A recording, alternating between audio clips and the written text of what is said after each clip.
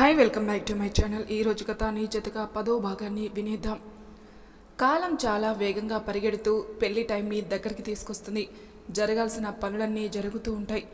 దక్షిణి వేదని పెళ్లి కొడుకుని పెళ్లి కూతురుని చేస్తున్నారు. పార్వతి గారు బామ్మగారు దగ్గరుండి ఏ లోటు లేకుండా అన్నీ చేస్తూ ఉంటారు. పెళ్లికి ఇంకా 2 రోజుల ముందు వేద మనసు బాగోక గార్డెన్లోకి వచ్చి కూర్చుని చంద్రుణ్ణి చూస్తూ ఆలోచిస్తూ ఉంటుంది. మంచి నీళ్ళకని లేచిన బామ్మగారు వేదను గార్డెన్లో చూసి తన దగ్గరికి వెళ్తారు. ఏమైంది తల్లి, ఇక్కడ కూర్చొని ఆలోచిస్తున్నావే అని అంటారు బామ్మ. వేద బామ్మ వల్ల తలపెట్టుకొని, భయంగా ఉందమ్మమ్మ, అసలు నాకు ఈ పెళ్ళి కరెక్ట్ అంటావా? నిన్ను వదిలి నేను వెళ్ళలేను. బామ్మగారు వేద మాటలకి నవ్వుతూ తన తలను నిమురుతూ, పిచ్చిదానా, ఈ టైంలో అందరికీ అలానే ఉంటుంది. పెళ్ళి జరగకపోతే బాగుండు, ఎక్కడికైనా పారిపోవాలని అనిపిస్తుంది. అందరికీ ఇలానే ఉంటుంది. తప్పో ఒప్పో ఈ పెళ్ళికి ఒప్పుకున్నావు. ఆల్రెడీ సగం పెళ్ళై జరిగిపోయింది. జరిగేది ఏది జరగక మానదు. నువ్వు అనుకున్నా అనుకోకపోయినా అన్నీ అయిపోతాయి. అక్కడ ఎన్ని ఇబ్బందులు వచ్చినా కానీ నీ తెలివితో నీ మనుషుల్ని నువ్వే కాపాడుకోవాలి. అర్థమైందా? అక్కడ అలకలు తీర్చే బామ్మ ఉండదు కాబట్టి నీ గురించి నువ్వే శ్రద్ధ తీసుకోవాలి. సరే అమ్మమ్మ, మా మంచి అమ్మమ్మ, నీతో మాట్లాడాక చాలా తేలిగ్గా ఉంది అని ఆమెను పట్టుకొని పడుకుంటుంది. పెళ్లి రోజు పొద్దున్నే దక్షిణే పెళ్ళికొడుకుని రామ్ని తోడు పెళ్ళికొడుకుని చేస్తారు. పెద్దలు అందరూ వచ్చి ఇద్దరికి అక్షింతలు వేసి ఆశీర్వదిస్తూ ఉంటారు. ఈ కోలాహలం మొత్తం కెమెరా వాళ్ళు తమ కెమెరాతో క్లిక్ మనిస్తారు. తర్వాత మంగళ స్నానాలు చేయించి ఇద్దరికి కొంచెం రెస్ట్ ఇస్తారు. మరోవైపు వేదన కూడా పెళ్లి కూతుర్ని చేసి జరిపించాలి అనుకున్నవన్నీ జరిపించి చేతికి గాజులు తొడుగుతారు. సాయంత్రం ముహూర్తం కావడంతో మిగతా పనులు చేస్తూ ఉంటారు. పెళ్ళికొడుకు చేత వరపూజ కళ్యాణ మండపానికి తీసుకుని వెళ్తారు. ఈలోపు పురోహితుల మంత్ర ఉచ్చారణతో పెళ్లి తదంగం మొదలవుతుంది. అబ్బాయిని ముందుగానే తీసుకుని వచ్చి కూర్చోబెట్టి తన చేత పూజ చేయిస్తారు. అమ్మాయి చేత గౌరీ వ్రతం చేయించి పెళ్లి కుమార్తెని తీసుకురమ్మని చెప్పగానే అందంగా అలంకరించిన తట్టలో తనని తీసుకుని వస్తారు. తెరచాలకు ఓవైపు దక్ష్, మరోవైపు వేద ఉంటారు. జీలకర్ర బెల్లం పెట్టించాక తెరచాల అడ్డు తీస్తారు. తన ఎదురుగా సిగ్గులొలికిస్తూ చక్కగా బుట్టబొమ్మల తెల్ల చీరలో ముద్దుగా అప్పుడే విరిసిన మొగ్గలా ఒదిగిపోయి తన వైపు ఓరకంట గమనిస్తున్న వేదను చూసి తనను తాను మర్చిపోతాడు దక్ష్. ఇదిగో బాబు, తాళిని తీసుకో అన్న పంతులు గారి మాటతో ఈ లోకానికి వస్తాడు. తాళిని తీసుకుని వేద కళ్ళలోకి చూస్తూ తాళిని కడతాడు. అలా పెళ్లి తతంగం పూర్తవుతుంది. అరుంధతి నక్షత్రం, బిందెలో ఉంగరాలాట, ఇలా అన్ని కార్యక్రమాలను పూర్తి చేస్తారు. అలా కన్నుల పండుగ దక్ష్ వేదల పెళ్లి అంగరంగ వైభవంగా జరుగుతుంది. పెళ్లి తతంగం అంతా పూర్తయ్యాక అప్పగింతలు చేస్తారు. వేద బామ్మగారు వేదని పార్వతి గారి చేతిలో పెట్టి ఏడుస్తూ, అమ్మ పార్వతి, కంటికి రెప్పలా కాచుకున్న బిడ్డని నీ చేతుల్లో పెడుతున్నాను. తెలియక తప్పు చేస్తే కడుపులో పెట్టుకొని కాచు తల్లి, మొండిదే కానీ చాలా మంచిది తల్లి, ఇప్పటి నుండి దీని బాధ్యత నీదే అని చెబుతూ ఏడుస్తూ ఉంటారు. వేద వెంటనే వాళ్ళ బామ్మని అత్తుకుని ఏడుస్తూ ఉంటుంది. పార్వతి గారు వేదని ఓదార్చి తనను తీసుకుని వెళ్తారు. దక్ష్ ఇదంతా గమనిస్తూ ఉంటాడు, కానీ ఏమీ మాట్లాడ్డు. అది దక్ష్ విల్ల. వేద దక్ష్ ఇంటి గుమ్మం ముందు ఉంటారు. వాళ్ళందరి వెనుక చుట్టాలు ఉంటారు. పార్వతి గారు హారతి తెమ్మని చెప్పడంతో దక్షికి వదిన వరుసయ్యే ఆవిడ హారతి తీసుకుని వచ్చి ఇద్దరికి దిష్టి తీస్తారు. కుడికాలు లోపలికి పెట్టిరా తల్లి అని పార్వతి అనగానే దక్ష్ వేద లోపలికి రాబోతారు. వెంటనే తన వదిన, ఆగండి, అప్పుడే ఎలా వెళ్ళిపోతారు? ముందు పేర్లు చెప్పండి, అప్పుడే మీకు లోపలికి ఎంట్రీ అని అంటారు. చుట్టూ ఉన్న వాళ్ళందరూ కూడా చెప్పండి అని గోల చేస్తూ ఉంటారు. ముందు మా దక్ష్ చెప్తాడు చూడు అని తన వదిన అంటారు. లేదు, మా వదిన చెబుతుంది అని కౌటిల్య అంటాడు.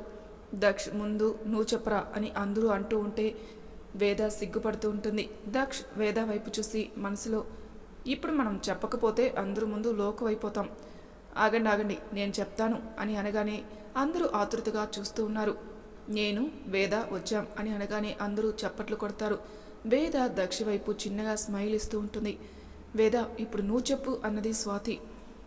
వేద సిగ్గుపడుతూ, నేను మా ఆయన వచ్చాం అని అంటుంది. అందరూ మళ్ళీ చప్పట్లు కొడుతూ ఇద్దరిని లోపలికి తీసుకుని వెళ్తారు. లోపలికి రాగానే పార్వతి గారు దక్షిణి వేదని దేవుడి గదిలోకి తీసుకొచ్చి వేద చేత దీపం వెలిగిస్తారు. ఈ రోజు నుండి ఈ ఇంటికి దీపం నువ్వే తల్లి అని పార్వతి గారు కూడా మనస్ఫూర్తిగా దేవుడికి నమస్కరిస్తారు. తర్వాత దక్ష తన రూమ్కి వెళ్ళిపోతాడు. పార్వతి గారు వేదను తన రూమ్లోకి తీసుకెళ్తారు. ఇవాళకి ఇక్కడే పడుకో, రేపు మీ ఫస్ట్ నైట్ అయ్యాక తన రూమ్లో పడుకుందు, సరేనా? రేపు వ్రతం ఉంది, ఇంకా ఇద్దరు గుడికి వెళ్ళాలి కూడా, సరేనా? వెళ్ళి ఫ్రెష్ అయి పడుకో అన్నారు పార్వతి గారు. కొంచెం సేపటికి వేద ఫ్రెష్ అయి వస్తుంది. పొద్దున్నుండి రెస్ట్ లేకపోవడం వల్ల మంచం మీద కూర్చొని ఆలోచిస్తూ ఉంటుంది. ఇంతలో రామ్ అక్కడికి వస్తాడు. హాయ్ అమ్మో, ఫ్రెష్ అయ్యావా అని అడిగాడు రామ్. హాయ్, ఇంకా నిద్రపోలేదా నువ్వు అని అడిగింది వేద. లేదు, ఇవాళ నీ దగ్గరే పడుకుంటాను. అవునా, రారా అన్నది వేద. అని రామ్ని దగ్గరికి తీసుకుని మంచం మీద కూర్చోబెడుతుంది. తనతో కబుర్లు చెప్తూ ఉండగా పార్వతి గారు పాలు తీసుకుని అక్కడికి వస్తారు. అక్కడ రామ్ని చూసి, రే నువ్వేంటి ఇక్కడ, నీ రూమ్లోకి వెళ్ళి పడుకో అన్నారు పార్వతి గారు. పో నానమ్మ, నేను ఇవాళ అమ్ము దగ్గరే పడుకుంటా అంటాడు రామ్. నో, నువ్వు వెళ్ళు అన్నది పార్వతి. రామ్ ఆ మాటకు వెంటనే ఏడుపు మొహం పెట్టేస్తాడు. వేద రామ్ని చూసి, ఇవాళకి ఇక్కడే పడుకుంటాడులేండి అన్నది వేద. సరే అయితే ఇద్దరు పాలు తాగి పడుకోండి అని ఇద్దరికి గ్లాస్ ఇచ్చి అక్కడి నుండి వెళ్ళిపోతారు. దక్ష్ ఫ్రెష్ అయ్యి వేద కోసం చూస్తూ ఉంటాడు. మనసులో, ఇదేంటి నేను వచ్చి ఇంతసేపు అయినా తను ఇంకా రాలేదు, మనమే వెళ్ళి చూద్దాం అని అనుకుంటూ రూమ్లో నుండి బయటికి వస్తాడు. పార్వతి గారు దక్షిణ్ చూసి, ఏరా ఇంకా పడుకోలేదా అని అడిగారు. లేదమ్మా, వాటర్ కోసం వచ్చాను అని అంటూ అటు ఇటు చూస్తూ ఉంటాడు. పార్వతి గారు గమనించి, ఏరా నీ పెళ్ళాం కోసమా అని అంటారు. ఆ మాటకి దక్ష్ వాళ్ళ అమ్మ వైపు చూసి తడబడుతూ, నేను తన కోసం ఎందుకు వస్తాను, నేను నిజంగా మంచినీళ్ళ కోసమే వచ్చాను అని మెల్లగా అక్కడి నుండి జారుకుంటాడు. పార్వతి గారు దక్షిణ్ చూసి నవ్వుకుంటూ ఉంటారు. ఆ నెక్స్ట్ డే తెల్లవారుజామున అందరూ కలిసి గుడికి రెడీ అవుతారు. దక్ష్ కిందికి వచ్చి కూర్చుంటారు. పార్వతి గారు రామ్ అందరూ బయటికి వస్తారు. దక్ష్ మళ్ళీ వేద కోసం చూస్తూ ఉంటాడు, తను ఇంకా రాలేదని. అమ్మా వెళ్దామా అన్నాడు దక్ష్. ఆగు, వేదని పిలుస్తాను. అమ్మా వేద, వేద అని వేదని పిలుస్తారు. వేద లోపల నుండి వస్తున్నానత్తమ్మ అని లోపల నుండి బయటికి వస్తుంది. లెమన్ ఎల్లో కలర్ శారీలో మెడలో పసుపు తాడు, చిన్న నెక్లెస్తో హెయిర్కి క్లిప్ పెట్టుకుని చాలా అందంగా ఉంటుంది. దక్ష్ వేద వైపు చూసి మనసులో, నేను దీన్ని డిస్టర్బ్ చేద్దామనుకుంటే ఇదేంటి రోజుకో గెటప్లో నన్ను డిస్టర్బ్ చేస్తుంది. నోరా దక్ష్, నీకు తన మీద ఉంది కోపం, సిగ్గు లేకుండా అలా చూడకు, అసలుకే ఆ రాక్షసి కనిపెట్టేస్తుంది అని అనుకుంటూ ఉంటాడు. పార్వతి గారు రమ్మని పిలవడంతో అందరూ కలిసి గుడికి వెళ్తారు. ఇద్దరిని ప్రదక్షిణలు చేసి రమ్మని చెప్పడంతో ఇద్దరు కలిసి నడుస్తూ ఉంటారు. దక్ష్ వెనక్కి తిరిగి వాళ్ళ అమ్మ తనను చూడట్లేదని నిర్ధారించుకుని దక్ష్ మెల్లగా వేద జడను లాగుతాడు. వేద అబ్బా అని అరిచి కోపంగా దక్ష్ వైపు చూస్తుంది. దక్ష్ హ్యాపీగా ఫీల్ అవుతూ, ఏంటి కోపం వచ్చిందా? వేద ఏమీ మాట్లాడకుండా మళ్ళీ నడుస్తూ ఉంటుంది.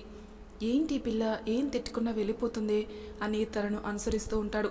అలా ప్రదక్షిణం చేసి దేవుడి ముందు నుంచుని దండం పెట్టుకుంటారు. పూజారి గారు ఇద్దరిని ఆశీర్వదిస్తారు. అలా గుడిలోని వ్రతం జరిపిస్తారు.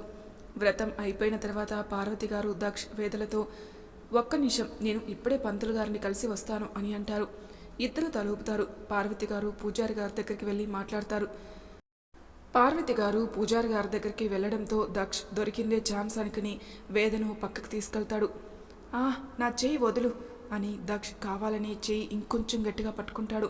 వేద కోపంగా దక్ష్ వైపే చూస్తూ తన చేతిని విడిపించుకునే ప్రయత్నం చేస్తుంది. దక్ష్ వేద వైపు చూస్తూ, నిన్ను ఇలా కోపంగా చూస్తుంటే నాకు ఇంకా ఇలా ఏడిపించాలి అనిపిస్తుంది తెలుసా అంటాడు దక్ష్. పోరా శాడిస్ట్ అంటుంది వేద. వినటానికి ఎంతో బాగుంది, తిట్టు, అలానే తిట్టు, ఇంకా తిట్టు అని అంటూ ఉంటాడు దక్ష్. వేద ఇంకా లాభం లేదనుకుని మనసులో, వీటికి ఇలా కోపంగా ఉంటే కాదు, వేరే రూట్లో రావాల్సిందే అని అనుకుంటూ దక్ష్ వైపు చూసి ఒక్కసారిగా కన్ను కొడుతుంది. తను అలా చేసేసరికి దక్షకి ఒక్క నిమిషం ఏమీ అర్థం కాక తన చేతిని వదిలేస్తాడు. వేద చేయి వెనక్కి తీసుకుని కళ్ళెగరేసి, ఏంటి హస్బెండ్ గారు అలా చూస్తున్నారు, ఏదో ఒకటి చెప్పండి అని అంటుంది. దక్ష్ తనిచ్చిన షాక్కి ఇంకా అయోమయంగానే చూస్తూ ఉంటే వేద అక్కడి నుండి పారిపోతుంది. వేద వెళ్ళాక, ఇదేంటి సడన్గా ఇలా కన్ను కొట్టేసింది, ఒక్కసారి గుండె జారిపోయింది, దీనితో ఇలా కాదు, చాలా జాగ్రత్తగా ఉండాలి, లేకపోతే నన్ను కుక్క పిల్లలా దాని వెనకే తిప్పేస్తుంది అని అనుకుంటూ ఉండగా పార్వతి గారు పిలవడంతో వాళ్ళ అమ్మ దగ్గరికి వెళ్తాడు దక్ష్. ఏనన్నా అక్కడేం చేస్తున్నావు అని అడిగారు పార్వతి. ఏం లేదమ్మా, వెళ్దామా అన్నాడు. పదరా అని అనడంతో వేదను చూడకుండా ముందు వెళ్ళిపోతాడు. వేద దక్ష్ ముందు వెళ్ళిపోవడం చూసి మనసులో, అమ్మయ్య వెళ్ళిపోయాడు, ఈ మాత్రం జలక్ ఇవ్వాల్సిందే, లేకపోతే ఓవర్ చేస్తున్నాడు, అయినా రాత్రి ఫస్ట్ నైట్, అప్పుడు ఎన్ని తిప్పలు పెడతాడో అని అనుకుంటూ ఉంటుంది. దక్ష్ వేదల ఫస్ట్ నైట్ కావటంతో అతని రూమ్ మొత్తం డెకరేట్ చేస్తారు. మరొక వైపు దక్షకి వేదకి మనసులో అలజడి మొదలైంది. వేద ఏం చేసి దక్షిని మార్చాలని ఆలోచిస్తూ ఉంటే మరొక వైపు దక్ష్ వేదని ఎలా ఏడిపించాలని ఆలోచిస్తూ ఉంటాడు. అలా నైట్ అయిపోతుంది. ఆడవాళ్ళు అందరూ కలిసి వేదను తయారు చేస్తూ ఉంటారు. దక్ష్ రెడీ అయి ఉంటాడు. తన రూమ్ మొత్తం పూలతో పళ్ళతో డెకరేట్ చేయబడి ఉంటుంది. వేదను దక్షిని రెడీ చేశాక పంతులు గారు పూజ చేయించి దంపతులకి తాంబూలం ఇప్పిస్తారు. అందరూ దక్షిని వేదని ఆశీర్వదిస్తారు. తర్వాత దక్షిని తన రూంలోకి పంపిస్తారు. వేదని తెల్ల చీరలో రెడీ చేసి మల్లెపూలను తన జడలో అలంకరిస్తారు. ముహూర్త గడియలు దగ్గర పడే కొంది వేదకి తన గుండె చప్పుడు వేగం పెరుగుతూ ఉంటుంది. దక్షిని ఎలా ఫేస్ చేయాలో మనసులోని తన ప్రణాళికలను సిద్ధం చేసుకుంటూ ఉంటుంది. దక్ష్ తన రూంలో కూర్చుని ఉంటాడు. కొంచెం సేపటికి వేదని గదిలోకి తోసి తలుపులు వేస్తారు. వేద పాల గ్లాస్ పట్టుకొని తల ఎత్తి చుట్టూతా చూస్తుంది. కానీ దక్ష్ కనిపించడు. ఎటు వెళ్ళాడబ్బా అనుకుంటూ పాల గ్లాస్ టేబుల్ మీద పెట్టి వెనక్కి తిరుగుతుంది. దక్ష్ తన ఎదురుగా ఉండడంతో భయపడి వెనక్కి పడబోతుంటే దక్ష్ అది గమనించి తనను పట్టుకునే ప్రయత్నం చేస్తాడు. కానీ బ్యాలెన్స్ కుదరక ఇద్దరు మంచం మీద పడతారు. చుట్టుపక్కల ఉన్న పూలు ఆ ఫోర్స్కి ఇద్దరి మీద పూల వర్షంలా పడుతుంది. ఇద్దరి కళ్ళు ఒక్కసారిగా లాక్ అవుతాయి. వేద దక్ష్ ఒకరినొకరు ప్రేమగా చూసుకుంటూ ఉంటారు. ఇద్దరి శ్వాస బరువెక్కుతుంది. ఇద్దరి గుండె చప్పుడులు ఒకే లైలో కొట్టుకుంటూ ఉంటాయి. దక్ష్ ఊపిరి వేద నుదురి మీద ముద్దాడుతూ ఉంటే తను తెలియని పరవశానికి లోనవుతుంది. వేద మైండ్లో పరవశమే పరవశమే అంటూ పాట ప్లే అవుతూ ఉంటుంది. తను ఆర్తిగా దక్ష్ వైపు చూస్తూ ఉండగా దక్ష్ తన పెదవులు దగ్గరికి రాబోతూ ఉంటాయి. వేద భయపడి వెంటనే కళ్ళు గట్టిగా మూసుకుంటుంది. తన పెదవులు అర్తుతూ ఉంటాయి. కానీ ఎంతసేపు వేచి చూస్తున్నా దక్ష్ స్పర్శ తనకు తగలకపోవడంతో కళ్ళు తెరిచి చూస్తుంది. దక్ష్ తన మీద లేడు. వెంటనే తను లేస్తుంది. దక్ష్ తన పక్కనే మంచం మీద కూర్చుని ఉంటాడు. తనకు వచ్చిన చిలిపి ఆలోచనలకు తనలో తనే తిట్టుకుని సిగ్గుపడి కిందికి చూస్తూ ఉంటుంది. వేద మనసులో ఏమైంది నీకు? ఏంటి ఆ పిచ్చి ఆలోచనలు? అతను ముద్దు పెట్టడానికి ముందుకు వస్తే ఏమీ తిట్టకుండా కోఆపరేట్ చేస్తున్నావా?